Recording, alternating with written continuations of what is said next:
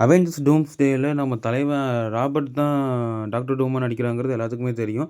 இவர பத்தி சிம்பிளா ஒரு வார்த்தையில சொல்லணும்னா, மொத்த ஆர்மியுமே தேனோஸ கில் பண்றதுக்கு கஷ்டப்பட்டுட்டு இருக்கும்போது, ஒரே கையில கில் பண்ணது தான் நம்ம டாக்டர் டூம்.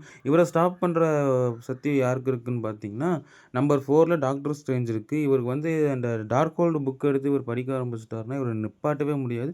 டாக்டர் டூம்க்கான ஈக்குவலான பேர் ஆயிருவாரு. நம்பர் 3 வந்து சென்ட்ரி. சென்ட்ரி வந்து one of the most powerful கேரக்டரா காட்டியிருப்பாங்க எம்சியூல. அப்படி இருக்கும்போது எம்சியூலயே வச்சு பவர்ஃபுல்லான கேரக்டர்னா இப்ப இவரு தான் இருக்காரு. இவர் வந்து அந்த வாய்டுங்கிற அந்த கேரக்டருக்குள்ள போயிட்டாருன்னா, இவரும் அன்ஸ்டாப்பபிளா மாறிருவாரு. 2வது இடத்துல தார் இருக்காரு. தார் வந்து சாதாரணமா இருக்கும்போது ஃபர்ஸ்ட் டைம் டாக்டர் டூம் கிட்ட கேவலமா அடி வாங்கி தோக்குற மாரி தான் காட்டுவாங்க. ஆனா இந்த டைம் தார வந்து என்னன்னு காட்ட போறாங்க, ரூன் கிங் தார காட்டப் போறாங்களாமா. இருக்கிறதுலயே one of the most powerful கேரக்டரா ஒரு தார ரெப்ரசன்ட் பண்ணணும்னா, ரோன் கிங் தாரா மட்டும் தான் ரெப்ரசன்ட் பண்ண முடியும். அந்த லுக்குக்கு வந்து நம்ம தார கொண்டு போறாங்க. அது நம்பர் 1 ஆப்வியஸ்லி நம்ம லோக்கி தான். ஒன் ஆஃப் காட் ஆஃப் மல்டிவர்ஸா ஆனதுக்கப்புறம் நம்ம டாக்டர் டூம ஸ்டாப் பண்ற ஒரே பவர் நம்ம லோக்கிக்கு மட்டும் தான் இருக்கு. சப்ஸ்கிரைப்